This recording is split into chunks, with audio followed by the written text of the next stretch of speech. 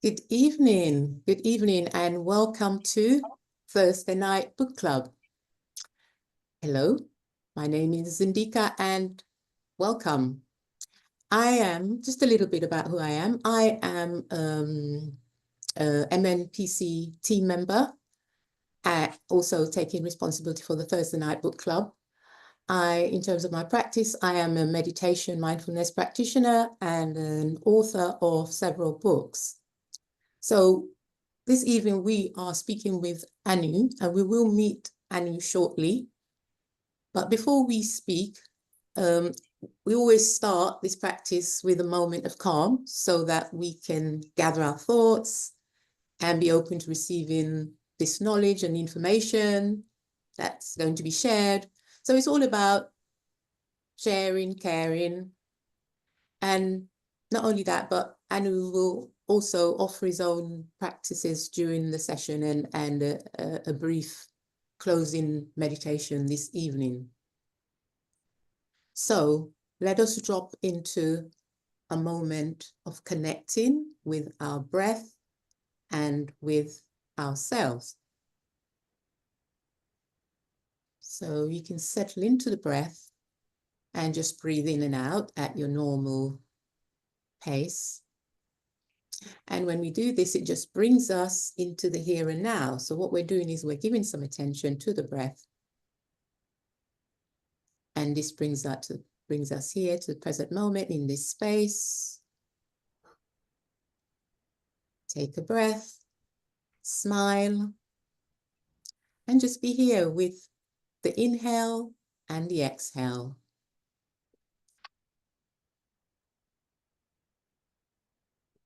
So we're inhaling, exhaling. And sometimes, and of course, when we're breathing, we can sometimes, take some time to observe the pause between the inhale and the exhale. And all of this brings us into that moment to be here.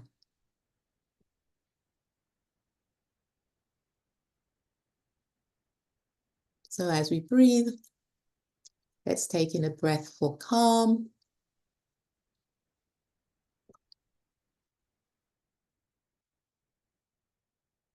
Calm within yourself. Breathe for relaxation.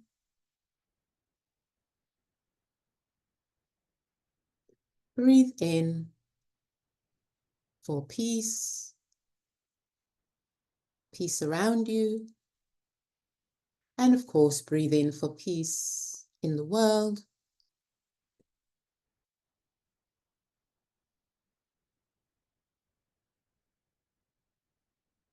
And let's just watch and observe our breath thoughtfully.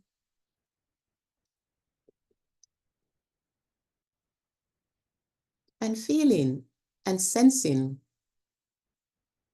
what's happening when you are just giving that time and attention to your breath.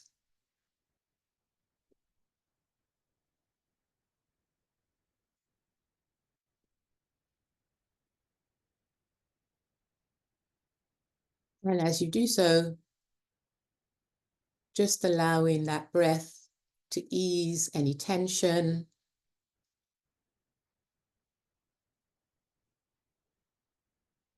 And of course, as we know, sometimes when we try to settle down and be here in the present moment, we can have the mind, of course, alerting us to many things. So we try to calm that mind chatter and bring in calm, and it will disperse any of those interruptions that we don't want at this present moment.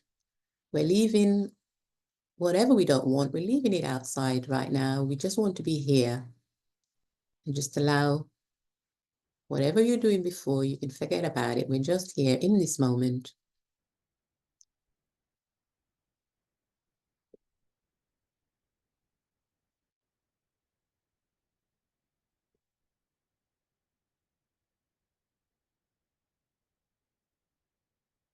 And allowing that breath to flow, inhale and Exhale. Telling yourself to be calm, to be open, to relax as we enter into this evening's presentation.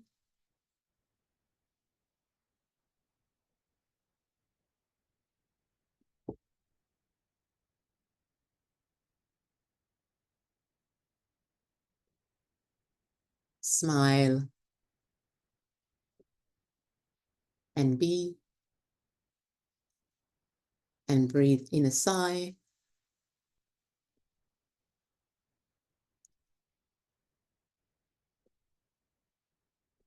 And come back to the space, and we will look at our book club pledge before we begin our interview. So now I hope you're feeling a little bit calmer.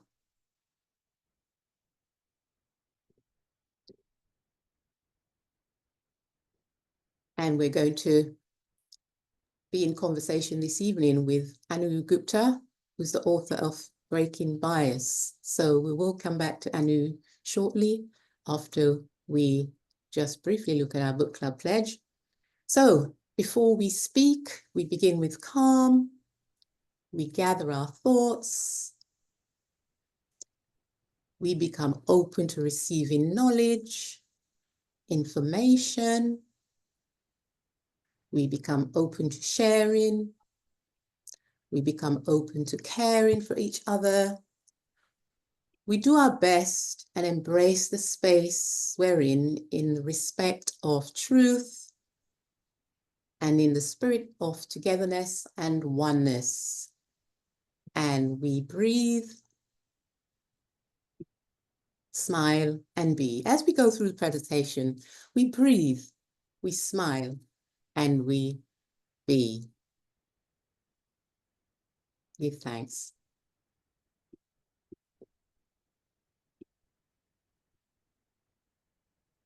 Okay, so hi and welcome back. Welcome back to this evening's presentation. And we have with us this evening Anu. Hi, Anu. Welcome, Anu Gupta. And you're in New York, you said? That's right. Thank you so much for having me. I'm really excited to be here with our People of Color Sangha. Okay, thank you. So Anu, I'm just going to do a brief little intro. Okay. So this is a moment when I'd like you, as you're watching this, just to breathe, smile, and be. Imagine a world without bias, a world where all human beings can truly be just as they are, unleash their full potential. Take a moment to imagine how you feel in such a world. Not what you think about it or whether you believe it's possible, but how you feel. This is the proposition that opens Breaking Bias. It's your invitation to embark on a journey that will radically change your experience and show you how you, in turn, can help reshape our world. And that is from Breaking Bias, Anu's new book. So let me just do a little bit more introduction, Anu, but of course you can always expand on your bio as we go through the conversation this evening. So Anu Gupta is an educator, lawyer, scientist, and the founder and CEO of Be More with Anu, an education technology benefit corporation that trains professionals across corporate, nonprofit, and government sectors to advance DEIB and wellness by breaking bias. And I hope you'll expand on that for us, Anu. You know, DEIB, we're not too familiar with that. His work has reached 300 plus organizations, training more than 80,000 professionals and are impacting over 30 million lives. Blending ancient Buddhist wisdom with modern scientific evidence, Anu takes us on a deep time journey to explore human identities and identity-based biases and to recognize that breaking bias is the key to unlocking multiple crises in our world. Now, I know, as I said, please feel free to expand on your bio, but please, let's begin with that question of, you know, get us started this evening. What is bias? So tell us more about your book and the steps we can take to break these biases. So please, what is it all about? Yes. Welcome, welcome. Well, first of all, thank you so much for having me, and thank you for that lovely meditation to start off our time together. Um, I think that's really what the proposition I make, the peace that we experience within, whether we can really create that externally in our world, but not just in the big world, but also in our day-to-day relationships, in our families, in our communities, in our workplaces. So before we get to this idea of breaking bias, I'd love to share how I got to this work because that's really important. You mentioned some of my, you know, professional titles. I'm an attorney, I was a human rights lawyer and trained as a social scientist and also a teacher. Um, but beyond those professional titles, I'm also an immigrant to the United States, who's of brown skin, who's queer, um, and experienced as a result of that growing up a lot of bias, right? Which basically means that people weren't seeing me anew that you're seeing, but they were seeing ideas of me, and they would listen to those ideas and make decisions about me, sometimes to me, right? In terms of verbal, physical abuse. This was, of course, really challenging in the aftermath of 9/11, where because of my appearance, I was assumed to be a terrorist oftentimes, strangers walking up to me and calling me Osama bin Laden. So for me, all of these challenges really kind of began this with this inquiry of like, why are people cruel to one another for no other reason than their being? Like that's where it really began. And of course, I was experiencing this cruelty, but I just kept on suppressing that until I got to law school, which was after I lived in the UK. And I was in a really, really high pressure container where we were talking about bias, within the law, within our communities, but we couldn't talk about its existence and how it makes us feel, particularly my own experiences. So there was a lot of denial and gaslighting around it. So that's when I began as a young person. I was in my early 20s. I thought maybe what I'm feeling is wrong because whenever I share how I feel, I'm basically told that what I'm feeling is wrong. So that got me to a place where, I was living on the 18th floor of a tall New York skyscraper, and I found myself on the ledge of my 18th floor window about to jump off. So really kind of the implications of bias, particularly internalized bias, are really horrific in terms of depression, anxiety, suicidality. And that's really true for a lot of marginalized people. And we're seeing that amongst the mental health crises among our young people. Well, actually, all people. But for me, thankfully, this is where I feel like something in the universe is protecting me. Instead of falling forward, I fell back into my apartment and immediately thought to call someone, a friend who actually lived quite far away, but happened to be walking in my neighborhood. And she showed up within a couple of minutes. And the next day, I began my breaking bias journey, which was really beginning to unpack these false stories that I had believed about myself. And that's what bias is really about. Bias, the way I define it, the neuroscience around bias, it's like the social science around bias. Oftentimes we think that we're born with bias and it's something that's inherent, but actually all forms of biases, whether it's racial bias, gender bias, sexuality bias, age bias, disability bias, you name it, is rooted in learned habits. And these learned habits can be learned false beliefs, which is conscious bias, or they're learned habits of thoughts or learned associations. When we think of a surgeon, who comes to mind? When we think of a CEO, who comes to mind? These are the associations tied to our human identities. Like, can we think of an Indigenous woman being a CEO of a company? And there's no shame if you can't, but that's basically the nature of how these biases are learned. And both conscious and unconscious biases distort how we perceive, reason, remember, and make decisions. And when I was practicing as an attorney, I began to see that, this was 2011, 2012. We actually had quite beautiful, well-crafted anti-discrimination policies on the books across the board, at the federal level, state level, even at organizational levels. But we still had massive disparities based on identity, whether it's racial disparities or gender disparities. in life outcomes, whether it's what happens in healthcare or education or criminal justice.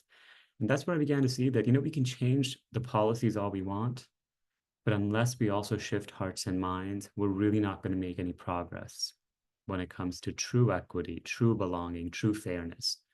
And that's why, in 2014, I, basically started my organization Be More to really begin to understand the science, the neuroscience of bias, and how bias can be broken, how we can break bias, transcend bias, and really build communities and families and workplaces where all of us truly belong. That's really the proposition of this book. Um, I came to write this book. Actually, we're talking today on November 7th, a couple of days after the US election. So I didn't want to write the book until for two reasons. One, in 2020, I had the privilege of being in conversation with Oprah and author Isabel Wilkerson on her book Caste. And it's a really beautifully written book, talks about all forms of human hierarchies, which she calls caste systems, like race in America, or the Varna system in South Asia, or the hierarchy of anti-Semitism in Nazi Germany. And she diagnoses the problem of how these hierarchies are built. And for me, the whole time, I was like, well, yes, we understand the problem, but how do we solve it? How do we go about doing something about it? And she talked in the last chapter something about radical empathy. The radical empathy is how we dismantle these caste systems, these hierarchies. And for me, I was like, well, this is what I've been doing. I've been researching and studying these tools, mindfulness-based tools that include empathy and compassion. So a seed was planted that, oh my gosh, maybe I need to bring these tools, what I call the PRISM toolkit in the book, to audiences. But I was like, okay, I'll do that at some other point. But 4 months later, January 6, 2021 happened. And that's when I felt the urgency to really write this book, because I just saw how so many of my fellow Americans were being manipulated, based on emotions to believe complete falsehoods. And, so that's kind of what took me to write this book, 3.5 years of day and night. And, you know, sadly, we're back to where we were with this new election. But also, it gives me hope because we have some work to do now. It's clear, a lot of the challenges that we're experiencing in our society in the UK and France and other places around the world are really deeply rooted in bias and who we believe we are and who we believe the other is, right? This us and them, this separation, which ultimately is a facade, it's delusion, you know. So I've said a Yeah, lot. yeah. Please Okay, jump in. great to hear from you, Anu. And yes, and as you were speaking, I'm picking up and quite a few things are jumping out at me, especially in relationship to how I see what you're talking about, this idea of the connotations that we associate with the bias and the conscious bias and unconscious bias, and how it's expressed in society and how people can begin to think about how they can make those changes. Now, for example, um, I mean, do you have steps to doing this? I know you mentioned radical empathy, but for example, I work in a particular organization, and of course, all of these organizations have policies to do with, equity and equality. But whether they practice or not, that's a different matter. And we always make a joke and say, yes, of course, the policies are there, but they're in the drawer or they're on the shelf, but nobody remembers them when they day-to-day work. Yeah. So how have you got any steps as to what we can do in those situations? Yeah, absolutely. I think that's what Breaking Bias is about. I hope you get to read the book sometime because Yeah. it'll move us through the steps to do this. But basically, what we need to really understand is that every form of bias that exists out there is learned. And there are five causes to this learning process, and just as it's learned, it can be unlearned, So in neuroscience, there's a famous saying, neurons that fire together wire together. So if you think about this, if we continue to see, um, like, let's say from a very young age, we've been told that the flower rose is beautiful. It's just amazing. It smells so fragrant. And basically, that's everything we see over and over and over again. That becomes our reality. And similarly, if we're told, a certain animal is really terrible, a snake, for example, right? that becomes our reality. It evokes that fear. So that's basically the learned nature. But that also happens with human beings in our society, particularly Black and brown people, right? Just the way the projections are made about us. So these five causes really train us. And the way this works, and I can share my screen actually with you all, because this is in the book. Oh, I can't share right now, but I'll send a request. But I'll just share like how this learning process actually takes place. But the five, here, let me actually share the screen so like everyone can see it. So do you see this? So the learning process of any form of bias is actually first there's a story. There's a false story of a human hierarchy that someone created somewhere in the world. And that story is then becomes the foundation for various policies that are created within a society, right? So if you think about the story of race, it's a false story, right? There's no race is a complete social construction. It's a story. And it came about less than 300 years ago. I talk about in my book how exactly this idea, this myth of race was constructed and how it was globalized in very recent times in modernity. But then that same story was used to construct policies, for me in America, who becomes a citizen and who doesn't become a citizen, who gets to get educated, who doesn't, where people live, where they can eat, what kind of jobs they can get. So that's the huge bucket of policies. But in that container is every single one of our brains. And we're learning that false story through social contact, education, and media. And these three root causes, together with the story and policies, really train our brains in learning those false beliefs and also in having those, learned habits of thoughts go through our brains. So that's basically kind of a quick way to really understand how bias is learned. And I go deep into how this was constructed in the book. Um, and well, just as it's learned, it can also be unlearned. Actually, let me just share my screen again because that might be useful. Um, well, first I'll share some of these powerful quotes from these people, right? Because it was rooted in a lot of bias, powerful political leaders, Winston Churchill, for example, someone you know very well in the UK, but he basically said that he doesn't admit, for instance, that a great wrong was done to Red Indians of America or the Black people of Australia, because a stronger race, a higher grade race, a more worldly wise race, to put it that way, came in to take their place. So these were the people that were really building the policies based on these false perceptions and really sharing these falsehoods with people, and people were getting infected with these stories that justified a lot of their atrocious actions in the past. But the good news for us is that there's this thing known as neuroplasticity. You know, just as these biases are learned, we can unlearn them. And the way to really unlearn them is by first understanding the misinformation, understanding these false stories, where they come from, what are the origins of them, right? And then beginning to notice them in our own minds and beginning to rewire our minds. And the way we rewire our minds is through 5 tools. So just as there are 5 causes, there are 5 solutions to breaking bias. And that's what I call in the book the PRISM toolkit. And, really PRISM starts with mindfulness. That's kind of the bedrock of it, which is really becoming aware of stereotypes as they arise in our minds. Then we move to stereotype replacement, which is about creating new mental models. So when we notice, negative stories about a human being, I'm with you here, Zindika, right? But just not assuming things about you, but just that you're a fellow human being. But in my mind, if I'm noticing, oh my gosh, I'm with someone who's wearing a hijab, or there are all these negative stereotypes, so can I replace them with real factual examples of people that defy those stereotypes? So we're weakening those associations, we're weakening those false beliefs in our own minds. Then we move to curiosity, which is individuation. So if I'm with you, I'm really with you versus my ideas of you. So this is dissociating those group-based associations.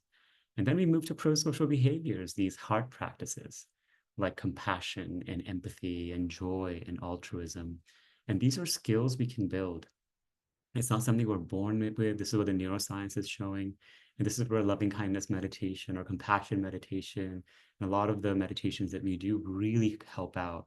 And what pro-social behavior practices help us do is they shift the underlying affect associated with bias, with stereotyping, which is oftentimes very negative. Somatically, it feels tense, that it triggers fear.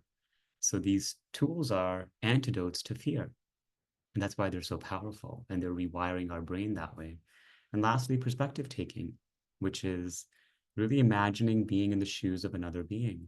This is what good actors do really well. But all of us as human beings have that capacity, you know? So that's basically what we can put into practice and build new habits. And for me, the really, really beautiful news is that it takes us as little as 18 days to build a new habit. So, we could really put Prism into practice. So once we know better, we can do better. And then we also feel better.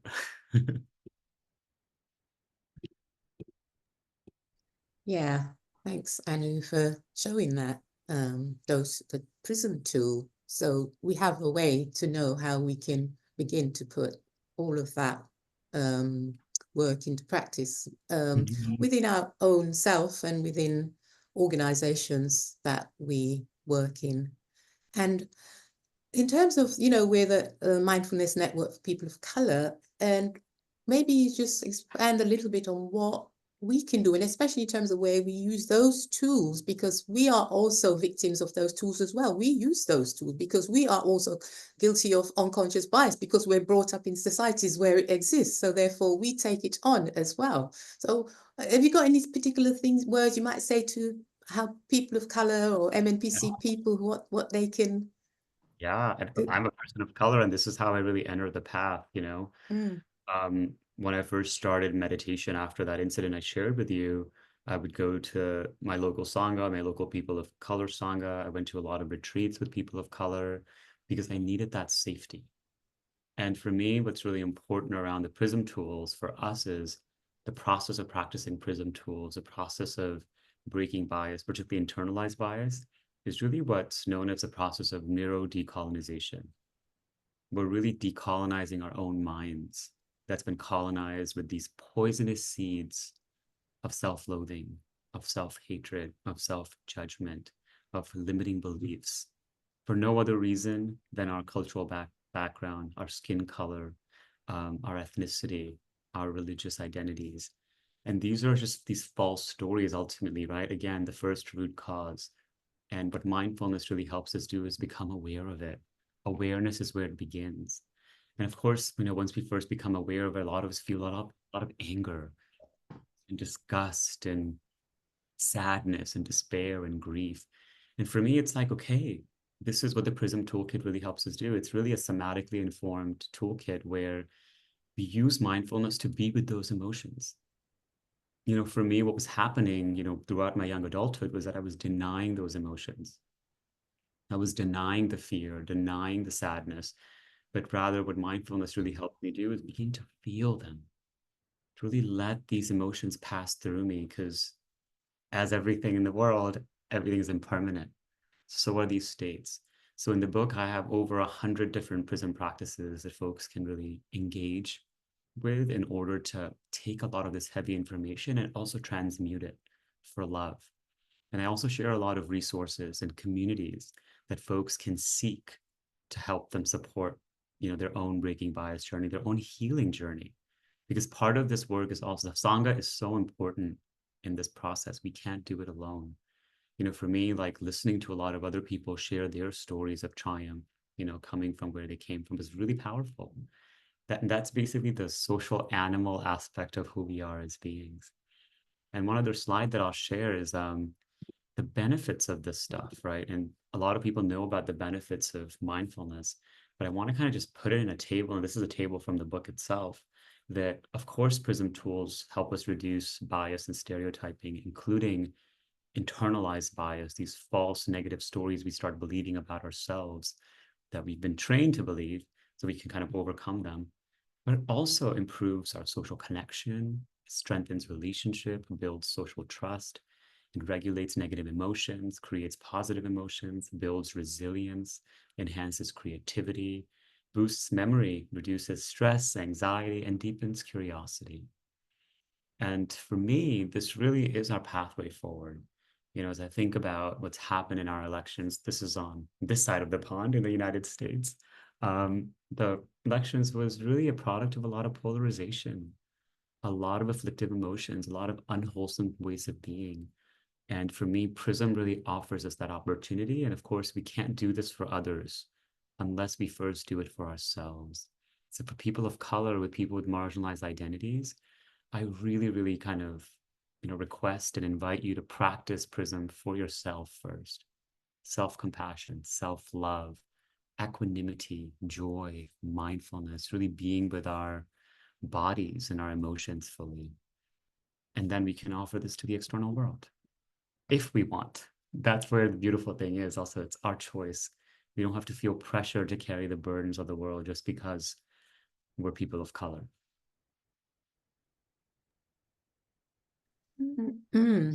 Yes.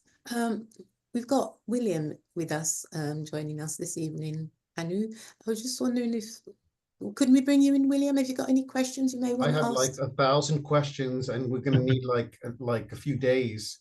So I'm just trying to think, like, gosh, I mean, everything that you spoke about. Well, I grew up in New York as a queer person, and that was my experience of bias or discrimination. Um, and looking back, and as an adult, and processing that, I see that my family, they grew up in a particular time and culture and place where they couldn't see past that. And so now I'm beginning to accept that kind of limited place that they were in. And Yeah. that, I guess I'm in the process of externalizing it rather than, like you said, decolonize it. We're externalizing it because I've been sitting with it for quite a while. But what I also notice is that this is not a black and white issue. That this is an issue that exists within people of color of all, and on this side of the fence, we're made up of a lot of different a lot of different colors, a lot of different cultures and inheritance. And I'm seeing now, being in the MNPC for 5 years, just as much discrimination sometimes within the POC sector that I see from the outside. Only there may not be that structural power. So very challenging times I've had as someone who's light skinned in a POC space, being mixed race, that I felt like, wow, this is actually quite abusive or racist or biased. So I've had to sit a lot, and I'm a very experienced practitioner of 30 years of Buddhism, and I found that really tough and unexpected because I thought, okay, look, I'm a person of color, I'm mixed race, I'm here to do the work with you, and I've been on the face of a lot of abuse. So Yeah. how can I possibly work with that and continue this? Because I'm seeing that a lot of people are really dividing the racism issue Right. into a black and white. And do you know what? I'm no longer seeing it as a black and white issue. I'm seeing it as a really multicultural issue. And I'm thinking we really need to go beyond kind of blaming the white or the colonialist or this or that, because I'm seeing that there's potential colonialism in all of us. So what's your advice to someone like me? Yeah, well, thank you for sharing. And I'm sorry you've had these experiences. And I'm sure there are people that are watching and listening. These experiences are far too common, There's a couple of things I want to say. First is, I want to kind of invoke some of our ancestors here, Thich Nhat Hanh, our elder Dalai Lama, who I was blessed to have a forward from. So I breaking was body. going to say, that very fortunate to have Yeah, that. Wonderful. yeah. Congratulations. It's very much a spiritual shield for this work for us. And then also just my own ancestors in India, who were freedom fighters, who really were fighting against racism and colonialism. And if we think about the challenges of anyone from the global South, whether it's folks in Algeria or, modern day Middle Eastern countries or Australia or Brazil, it's been because of the same story of race. So for us, it's really to understand this story, understand the origins of it. It's not personal, but also to appreciate that all of us, including me, including you, including those of us who are people of color, have been trained by those same 5 root causes. We're exposed to the same media, same education system, social contacts. So our training is the same. So it's really difficult. It's okay, intellectually, I can say all that stuff, But when you're experiencing bias, it still hurts. It sucks, right? And it feels really, really terrible. So this is where, this is a practice that Thich Nhat Hanh really taught me, and I talk about in the book. So for us to first be able to see that, it's like we have to get to a place where we can see that hurt people hurt people. The people that are wounding us are wounded themselves. And that wounding is coming from a place of wrong perceptions. They're believing these false stories. And in order for us to actually get there, is first to have done our own work, to know who we actually are. Right? And one of the tenets of Buddhism is this idea of interdependence, interbeing, very similar to the African concept of Ubuntu. Like, we are not separate beings. We are all part of this one interdependent network of mutuality, as Dr. King had said. So these are really lofty ideas, but we have to bring these ideas and feel these ideas in our own being. And this is what practice of prism and mindfulness meditation really helps us do. Now, when the rubber meets the road is when those moments of resistance come. I feel like these opportunities for us, are an invitation to then practice. So when that happens, if we go into our reactive brain, that's okay.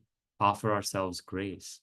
But afterwards, really see what happened, what got triggered, what still needs to be healed. What I saw in myself was that whenever that happens to me, there is still that residue of those false beliefs, of that self-loathing, when I'm experiencing something like that. And I have to be like, oh, so in that moment, I forgot who I actually am, who is anew. So that's kind of the invitation, and this takes practice. And in the book, I talk about that because, we don't have these open containers like you're creating right now, people are just not practiced in this. And that's what we need to do moving forward. We have to, in the civil rights movement in the US and India and other places, they actually had teach-ins. They trained people's nervous systems to be able to do the kind of work they were doing. But now we need to really bring that in and train our nervous systems to really be with ourselves and then be with one another, particularly across difference. That's great. Thank you. It's really helpful. And hopefully you can come back and do a larger event to help us deal with the issues of colorism and the Yeah, it's huge. external racism that we're all aiming at each other sometimes. And I think that also needs healing. But my second question, because we just had an election 48 hours ago, and I think a lot of us are in shock and disappointment. Yeah. And me growing up in the US, and racism was one of the reasons I left New York. So I don't even know where to start with this issue. I mean, you said you wrote an article for Time Magazine and you saw it coming. Can you tell us a little bit how you dealt with it in the last Yeah. 2 days? What as an Indian American? Yeah. Well, I'll be honest that even though I've known that this was going to happen, I still feel a terrible amount of grief and despair and disappointment, and for me now is to actually, this is an invitation to let these emotions flow, to kind of be with their somatic experience and put prism to practice, right? So be mindful of them, notice when my mind is going into doomsday scenarios, to come back and stay present as to where I am, to offer kindness and compassion to this scared, fearful self that I have within me. So this is where we're really, again, rubber meets the road. We practice that for ourselves. But to your question of like, how did this happen? We have this incredibly competent human being who has offered so many policies, who's basically been in public service all of her life, opposed to someone who is the epitome of, everything any like human being wouldn't want to be around, right? Someone who's a bully and someone who uses name calling and dehumanization and degradation to really build up his own sense of self. And yet people go with that. And this is what the nature of bias is. So once again, when we return to what bias is, learned habits, false beliefs and habits of thoughts, never in our history in the United States have we thought of a woman as a leader, as a president.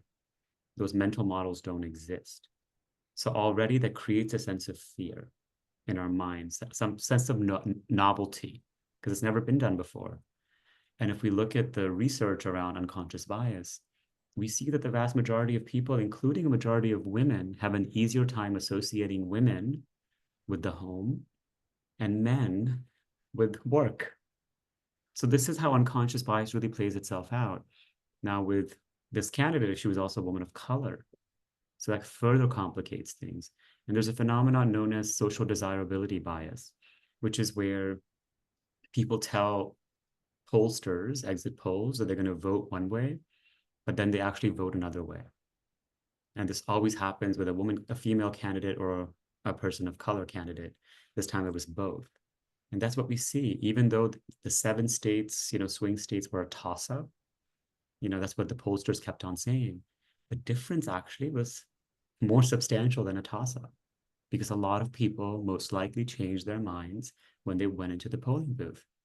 And this has to do with bias, because again, when we go back to those 5 causes, every single one of those voters has had a lifetime of training on stories about race and gender, the policies that have really created their external environment, our education, our media, and of course, social contact. And the one thing that's been really, really powerful, which I was really concerned about, that has really decided this election, is the media and how bias was used to trigger in the brains of a majority of Americans fear. Fear of the Democratic, fear of Kamala Harris, the Democratic Party, and the Democratic government. And the way it was done is to constantly create associations, negative associations between them and Kamala Harris. And the repetition of that triggers in our brains fear. And it's been shown that lies laced with fear and hatred spread faster than truths. That's just our mammalian biology. So the result that we have right now is really a consequence of, our biology, our psychology, and of course the causes and conditions. So in the Buddhist terms, it's known as karma, sadly. But our work continues, regardless of who, even if she had won, polarization is real, division is real, and we are really grappling with our humanity. Was there any good news that you found in your 3 years of research? Any light of hope that you can end with, and maybe a little practice to finish? Absolutely.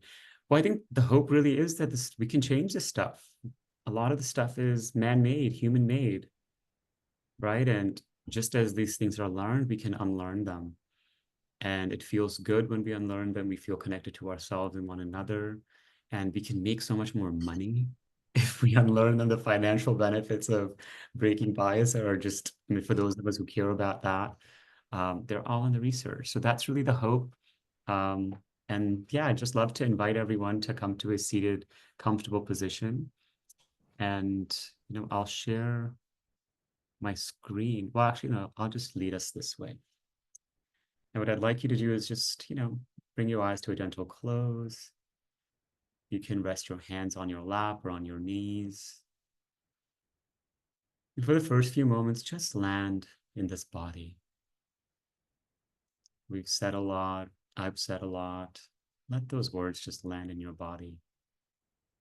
If the mind is thinking, planning, running off somewhere, just notice what it's doing. Label it, thinking, planning. But then return that awareness to your body. Using your breath, your inhale and your exhale, to find a sense of spaciousness, softness in this body. Rooting yourself on the earth below you.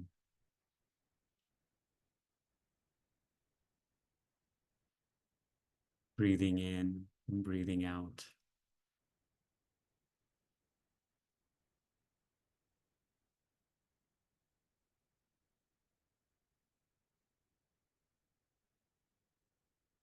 Now just offering this body this home that you have your ultimate home that you can return to at any times.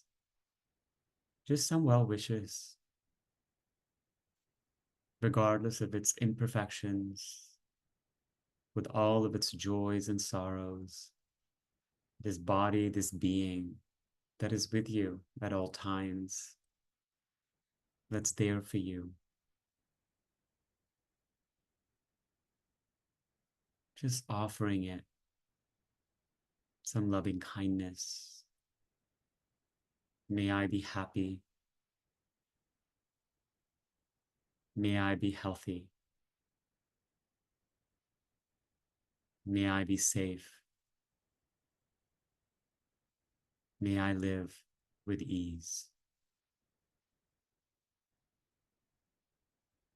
And just receiving these well wishes, feeling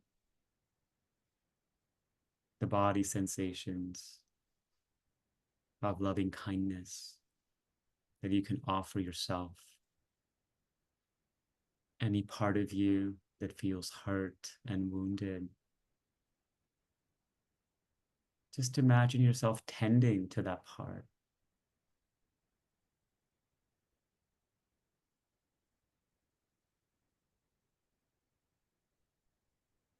Caring for this being. May I be happy. May I be healthy. May I be safe. May I live with ease. Just this earnest invitation for your own well-being,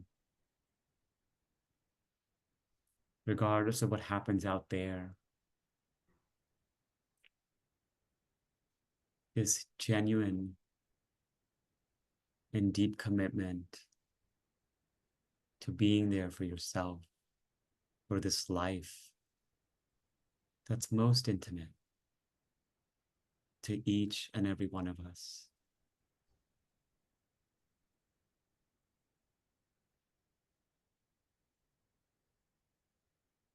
And just taking a moment to extend these well wishes to all beings who may be suffering from the pain and the harms of bias. Just extending these well wishes to them, not just in our human family, but also in our more than human family. Plants, animals, birds, fish, insects, our ecosystems, all beings in all 6 directions. May we all be happy. May we all be healthy. May we all be safe. May we live with ease. That feels so Thank good. you. Thank you for Thank you. such Thank you. wisdom And and thank you. such a That- kind and generous offer. Mm. Congratulations on your book, and hopefully if you come back to the UK, please let us know. We can arrange a date in Central London at Birkbeck College. We've been doing a few of those. That'd So be do great. let us know if you come back. Yeah, we can arrange a day retreat for you. That'd be awesome. And I'd like to share something with the folks here. Yeah. Just quickly, like if folks want to connect, there's just a few worksheets that I have that are completely free, and they can just sign up here with this QR code. And also just an invitation for folks to just stay in touch. You can find me on LinkedIn or Instagram. And yeah, this is our work together. This is the most important work I believe that we can be doing in the 21st century. So I hope you'll stay in touch, and more importantly, you'll be kind to yourself and take care of yourself. Thank you, Anu. And of course, thank you for sharing those details so other people who see this can know how to get in touch with you further. And yeah, thank you for your message this evening and your excellent book and that realization that bias can be unlearned. you know, inspiring all of us on our mission, really, because it's an individual mission as well as a global mission as well, in terms of, you know, that social healing with mindfulness and compassion that you express. So really appreciate your time this evening. And thank you for bringing us your book. May you be blessed. Give thanks. Thank you. Likewise.